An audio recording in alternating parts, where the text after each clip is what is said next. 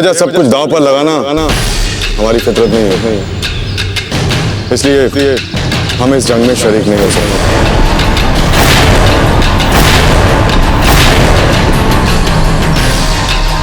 इसलिए आप सब लोग यहां से जा सकते हैं।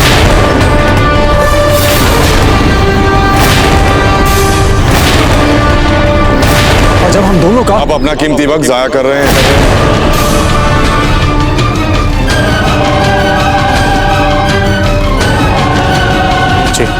धन्यवाद।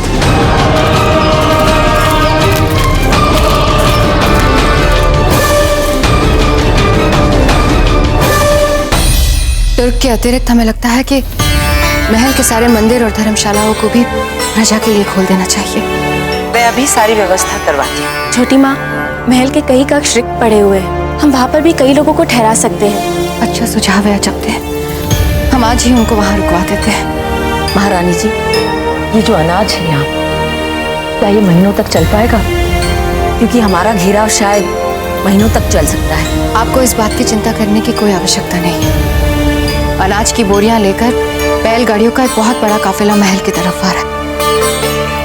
हम वो सारा अनाज जमा कर रहे हैं। कहीं से कोई अनाज नहीं आने वाला तुर्क में।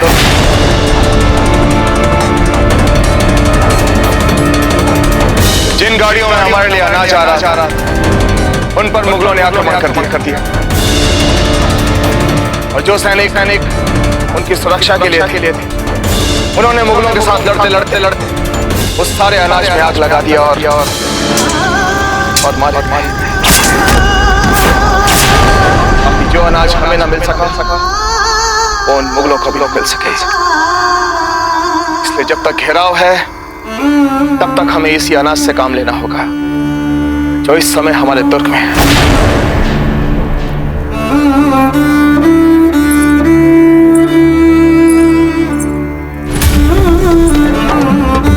आपको चिंता करने की आवश्यकता नहीं है राणा जी। हम आज से ही भोजन के लिए आपातकालीन व्यवस्था निर्धारित करवा देंगे।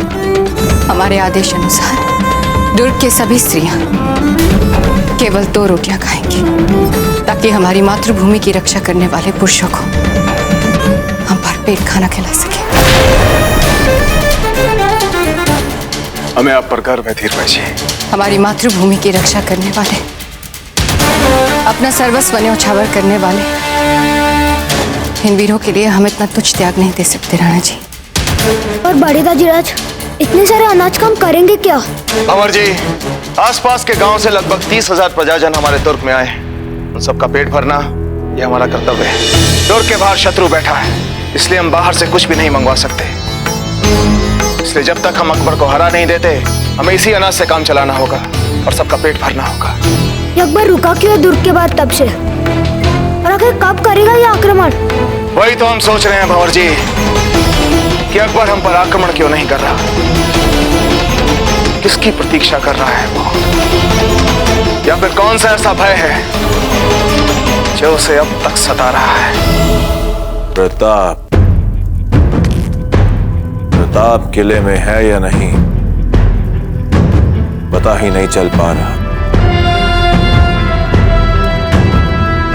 कुछ मिला रण सिंह से? कोई खत, कोई शाही पैगाम? जी नहीं हजूर, अभी तक कुछ हासिल नहीं हो पाया उसे। पता नहीं क्यों हमें ऐसा लग रहा है कि ये खबरी किसी और के लिए खुसूसी पैगाम लेकर जा रहा था। क्योंकि प्रताप किले में है या नहीं, अगर इतनी बड़ी खबर इसके पास होती तो अब तक तो चित्तौड़ में जबरदस्त खलबली मच चुकी होती। वे लोग कितनी बार कोशिश कर चुके होते इसे मारने की।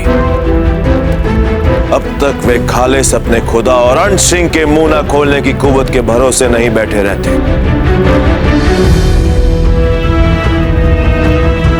हमें तो लगता है कि प्रताप किले में ही है। प्रताप मौजूद है किले में, ये बात तो पक्की है। तो इतना यकीन कैसे तुम्हें? यही ख्याल है हमारे जहां पनाह का। वरना सोचो जरा, राजपूतों का खबरची पकड़ लिया है हमने और जरा भी फिक्र नहीं है राजपूतों को। अगर प्रताप किले में नहीं होता तो ये बात बता के वो खबरची इस जंग का रुख बदल सकता है। क्या राजपूत होने देंगे ऐसा? फजूल में वक्त बर्बाद कर रहे शहंशाह उस रण सिंह पर। उन राजपूतों को उसकी जरा भी फिक्र नहीं, क्योंकि वो कुछ नहीं जानता। कोई अहम खबर नहीं है उसके पास।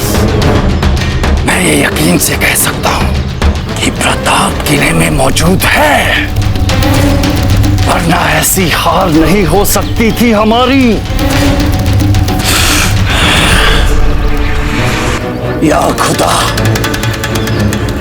बस एक मौका और मिल जाए मुझे, तो उन राजपूतों को ऐसा सबक सिखाऊंगा कि वो ही नहीं, उनकी आने वाली तमाम नस्लें अलीम खान से खौफ खाएंगी।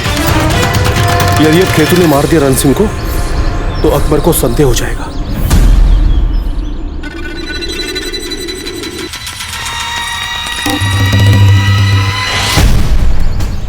जाओ तुम सब, और ख्याल रहे कोई भी हमारे रंग में भंग न डाले। और हाँ, पानी भिजवा देना किसी के हाथ, बड़ी प्यास लग रही है।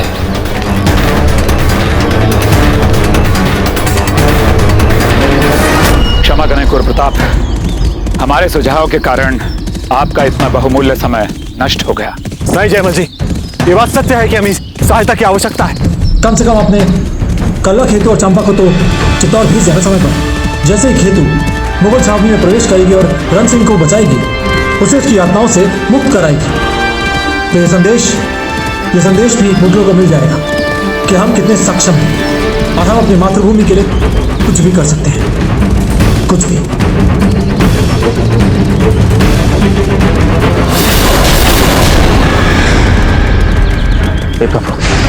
क्या हुआ कुंवर प्रताप? नहीं, यदि खेतू पकड़ी गई तो? अगर वो पकड़ी गई तो छोड़ेंगे नहीं वो राक्षस उसे। चलिए।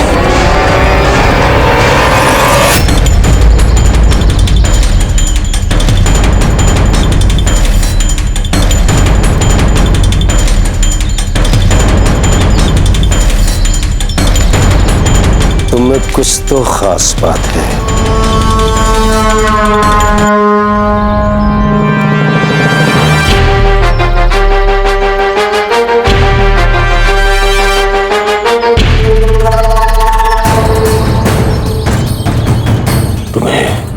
तालीम दी गई है हथियारबाजी की? नहीं, लेकिन बचपन से मेरी इच्छा रही है ये सब सीखने की।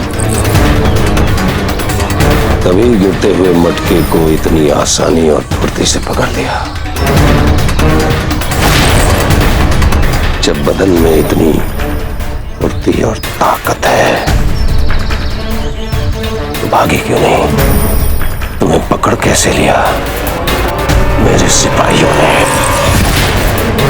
तुम्हें क्या लगा था शहंशाह अकबर की छावनी में घुसकर तू अपनी मनमानी कर लेगी? जासूस तो नहीं हो तुम। अब मैं तुम्हें सिखाता हूं जिंदगी भर का सबक। वैसे तुम हो बहुत खूबसूरत।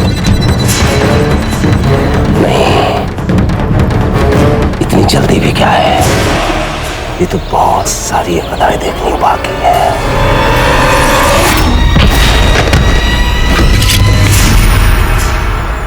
हिलना मत। ठीक ही था तुम्हारा अनुमान ईसा काका। मिला है मुझे हथियार चलाने और लड़ने का प्रशिक्षण, इसलिए हिलने की चेष्टा भी मत करना। देखो, ये खंजर चुपचाप वापस कर दो। वो यहां से बच के नहीं जा सकती।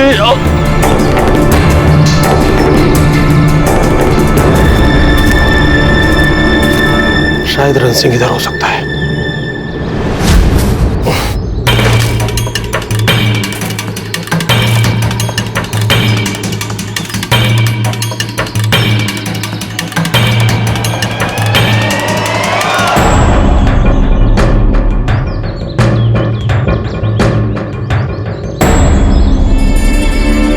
खबरदार! इस तंबू की तरफ नजर उठाकर कभी मत देखना। क्षमा कीजिए महाराज, भूल हो गई, आगे से कभी नहीं होगा। चलो जाओ। भगवान का लाख लाख धन्यवाद। जीवित है अभिरन सिंह, पर खेतू भी दिखाई नहीं दे रही है। कहाँ है वो? लपेटो इसे। चालाकी दिखाने की कोशिश की तो समझ लो जिंदा नहीं रह पाओगे तुम। लपेटो। अब जल्दी से बांधो अपने मुंह पे, बांधो जल्दी।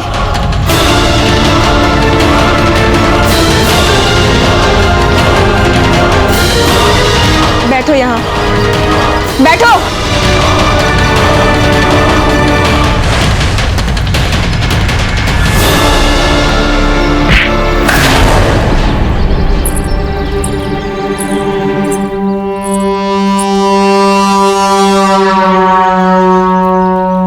तुम भी दासी हो ना यहाँ? तो यदि तुम अपनी स्वतंत्रता चाहती हो, यदि अपनी मातृभूमि मेवाड़ के लिए लड़ाई का अंग बनना चाहती हो, तो सहायता करो मेरी। जल्दी एक रास्ता ला कर दो मुझे। देखो यही कहीं तंबू बांधने के लिए रखा होगा, ढूंढो जल्दी।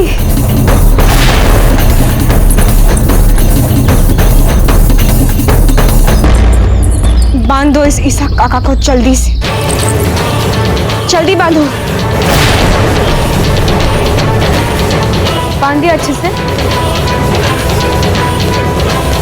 हाँ, चलो चलते यहाँ से। आप में से किसी ने मेरी बेटी खेतू को देखा है? तुम उस ओर चली जाओ, वहां तुम्हें झाड़ियां मिलेंगी। उन्हीं झाड़ियों में छिपकर मेरी प्रतीक्षा करो, मैं बस कुछ ही देर में आकर तुमसे मिलती हूँ। जाओ। आपने भी नहीं देखा है?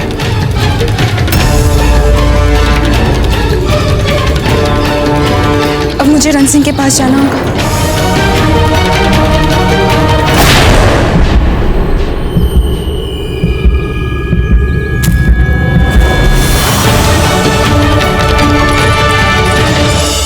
मैं आ गई हूँ।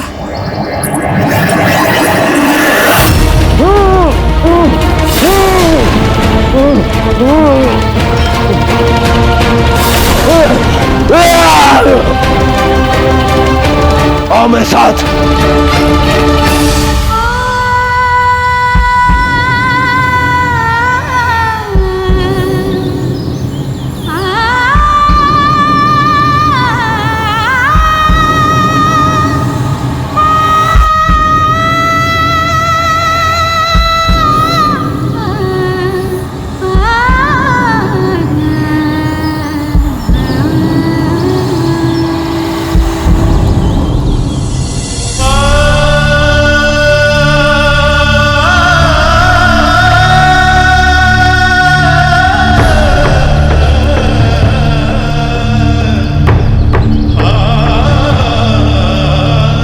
इस मातृभूमि के सच्चे सपूत हैं, सच्चे वीर हैं आप।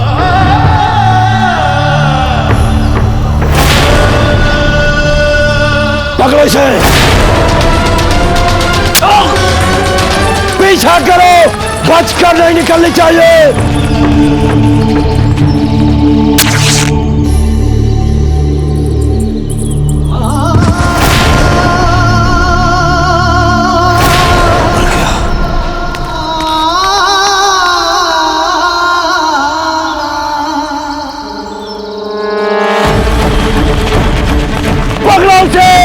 बच के नहीं निकलनी चाहिए।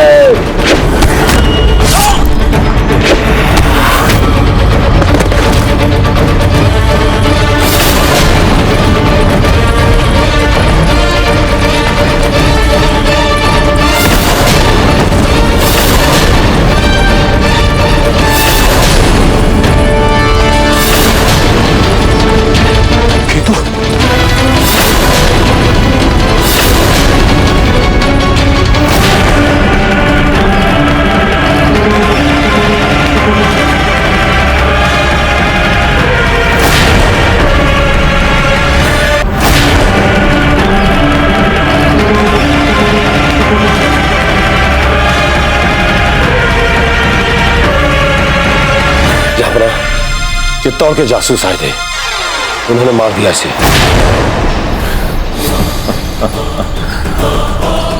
इसका मतलब प्रताप किले में नहीं है। ये आपको कैसे पता चला जापना? अगर वो किले में होता, वो इसे मारने के लिए क्यों आते? हुजूर, यही बेहतरीन मौका है, हमें फौरन चित्तौड़ के किले पर हमला बोल देना चाहिए। चला जा यहाँ से, लौट जा वापस। बहुत बड़ी बेवकूफी की तुम्हें यहाँ पर आना पड़ा।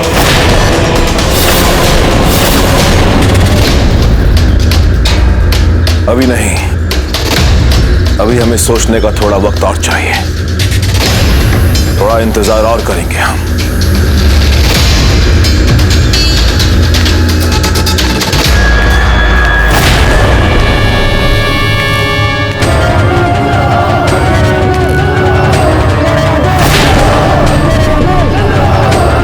किशोर कैसा है?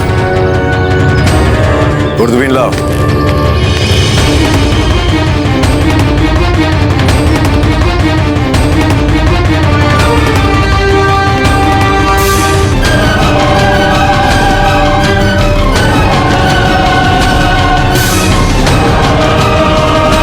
माशाअल्लाह, माशाअल्लाह।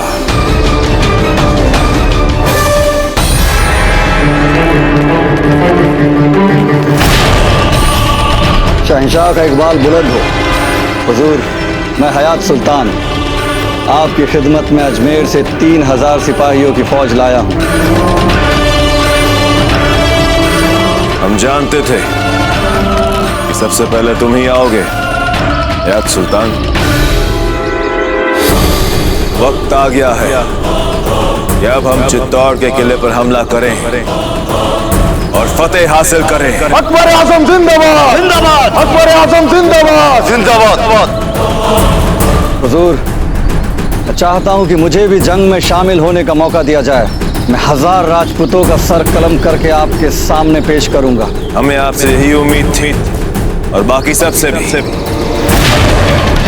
आज चित्तौड़ पर फतेह हासिल करनी है। अकबर आजम जिंदाबाद, अकबर आजम जिंदाबाद, अकबर आजम जिंदाबाद। यलकार हो, यलकार हो, यलकार हो, यलकार हो, यलकार हो।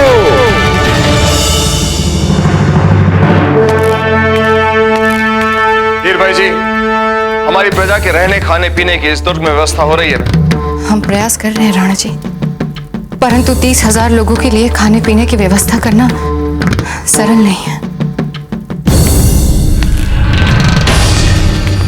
कड़ी महाराज, बड़ी कमाई सरदार जी, बोलिए।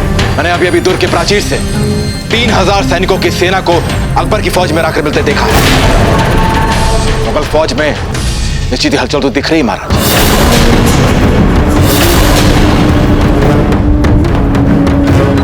चलिए सरदार जी।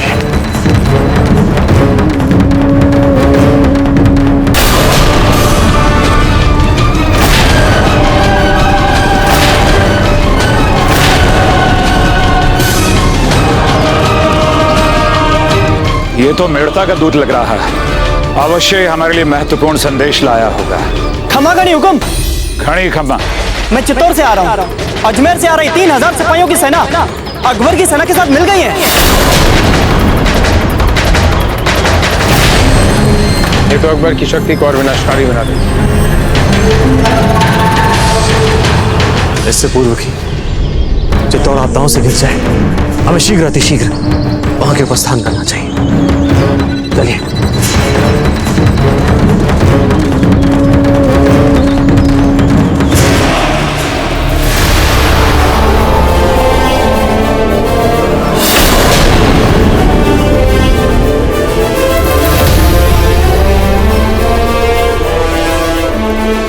मेरे जाबाज सिपाहियों, हिंदुस्तान की तारीख पे अपनी शमशीरों से एक ऐसी सुनहरी मुगलिया फतह लिखते हैं जिसे आने वाली नस्लें जब भी पढ़े तो आपके जंगी कारनामों के आगे अदब से सर झुकाएं।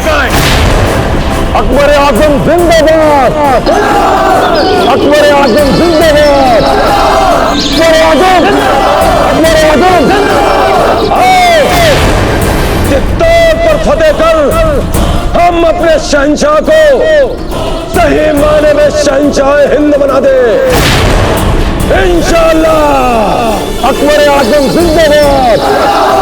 आज सूरज ढलने तक चित्तौड़ के किले पर मुगलिया परचम लहराना है। आज वो परचम जरूर लहराएगा। खुदा के दिए हुए सुनहरे मौके को हम जाया नहीं जाने देंगे।